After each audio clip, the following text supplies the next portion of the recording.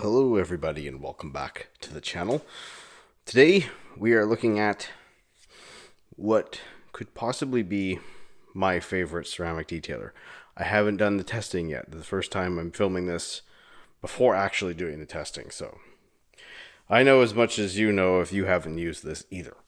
But that's the Sonax Ceramic Ultra Slick Detailer. And it goes with their ceramic spray coating. Is essentially the topping product for it, and I believe this probably plays with their other coatings that they have in like the glass tile bottles or the aerosols, but they still sell Brilliant Shine Detailer as well, so who knows where that sort of stands. But we are looking at it today and comparing it to what we can probably say is the strongest offering that I have on my roster for ceramic detailers. There's ceramic spray coatings and such in here, but you know, we looked at the other ceramic detailers in the last detailer video I did, and this one sort of seemed to come out on top when it came to gloss or filling, jetting. Technically, I'm not measuring the gloss, but hydrophobics and chemical resistance. It sort of did that. And by chemical resistance, I mean wash resistance. So wash soap and pre-wash, not... You know what I mean? It seemed to come out on top. So this guy is going to go straight against this, because if it beats this, it beats all the other ones. And if it doesn't, then, you know, it's a toss-up. But that's where we're going today. We have a gloss panel and a wash panel ready to go. And pretty much going to cut right now straight into the gloss. And again, as I am, it is a blind one. It's also blind for the wash, but there's only two competitors. So number one is number one on both, and number two is number two on both. So we'll look at those, and then we will get into the hydrophobics and the wash resistance, and then our conclusion. But without further ado, okay, we are here with the gloss panel, section 1, section 2. Controls in the middle on an angle there, nice and swirly girly, and we're just gonna go as usual back and forth, and let me know what you think. And of course, I'm looking in person as well to see if what my eyes see matches sort of what the camera is seeing. So without further ado,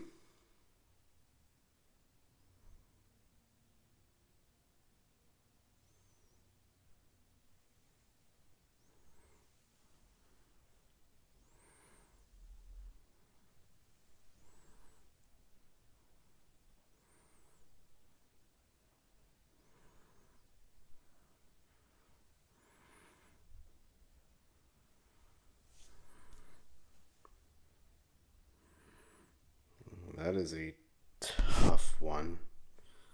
See? I'm going to zoom it in for you guys, because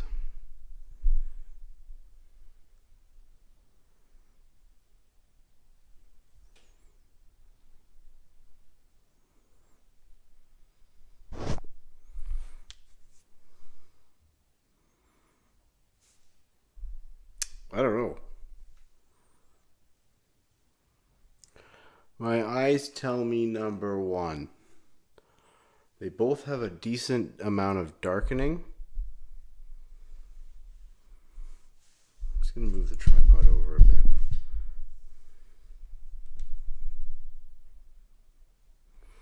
Darkening is better on number one for sure. I mean, it's not bad, but I'm going to say number one's got it. It's slightly less filled,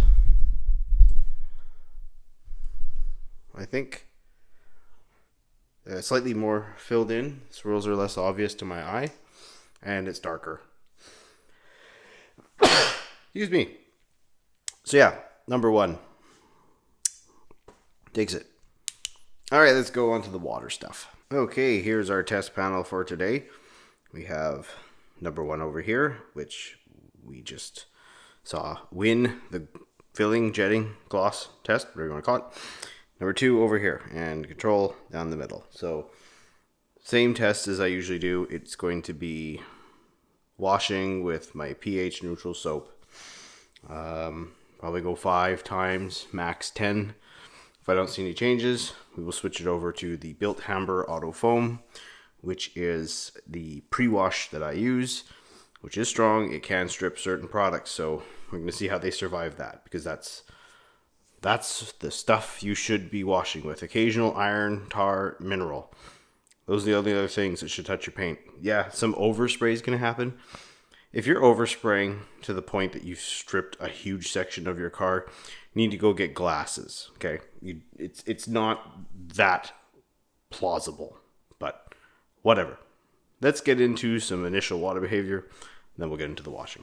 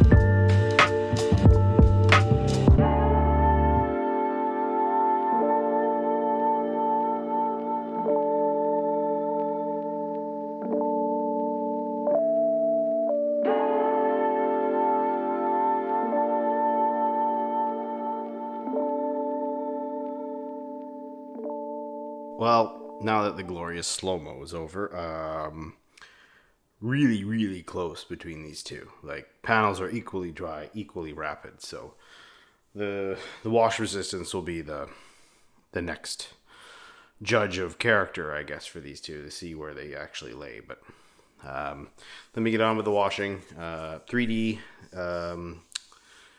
Nano Pale Super Soap is the soap, and once that's done 5 rounds, I'll check it. And if I see a difference, I'll bring you back. If not, I'll go to 10, and then we'll introduce the Built Hamber, and we'll do that one. We'll film the whole thing, because it's just spray and rinse. I'm not going to agitate it unless I see 0 difference. So, anyway, see you in a second. Okay, I think I see a difference. I'm going to use the sheeting setting, and you tell me if you see it.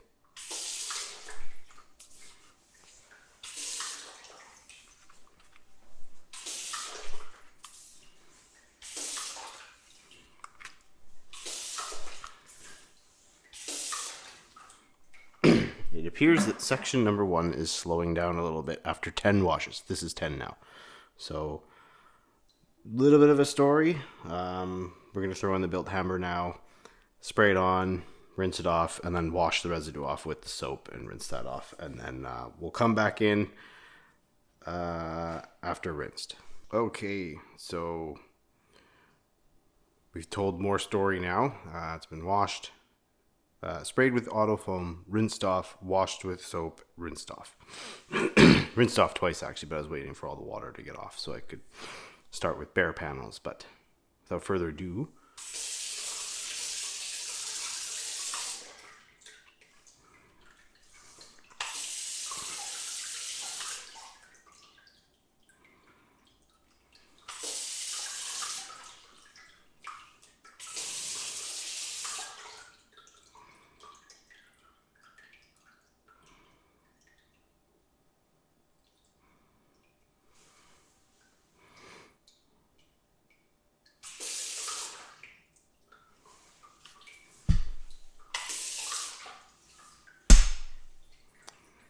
so I think we've got our conclusion here.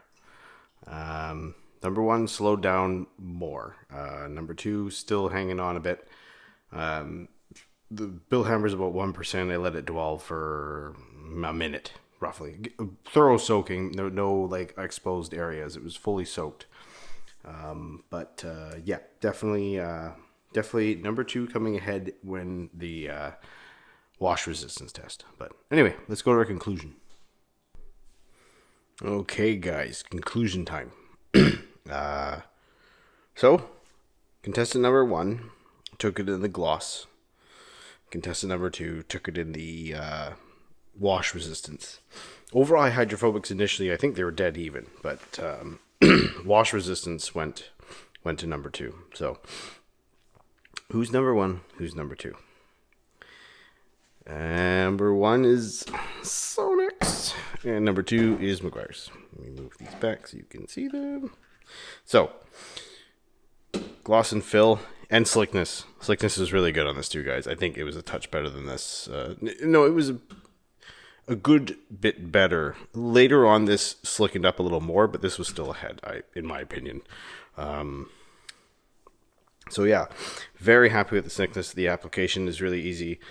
The trigger's really nice. The bottle's really good quality. They're flimsy, but I haven't had an issue shaking it. I have no issues with it. Again, same family. So yeah, really happy with that. And I think when paired with the coating, because this doesn't obviously have the same legs, but the slickness it adds is really addictive. So the coating's got a bit more legs when it comes to washing resistance and stuff like that. And this will give you that slickness and restore the hydrophobics to the same level. Which I think is really good. They made a good compromise in the chemical makeup and properties that they were going after. I think overall this is really nice, and it was so easy to use, and you get a big bottle, you get a good trigger. It's not terribly expensive. I can buy it locally for about $20. And this is about $26 locally. You can find it cheaper in other places, and of course states and other places in the world, products change, prices change. Sonax is much cheaper in Europe, but for me, I'd be buying this going forward. And if I'm honestly looking at all the ceramic detailers I have right now, I don't think I would need anything else unless I was going into a bulk type situation, which I believe they sell this in bulk as well. So you can kind of use it in a professional setting, although it's not super cheap. Like, you can get cheaper detailers, not maybe ceramic or what have you, but yeah, overall very impressed. Meguiar's, obviously it's got seriously good wash resistance, but I believe this was developed after the sort of chemical torture testing sort of came around, so I think they sort of put a little bit more priority on that.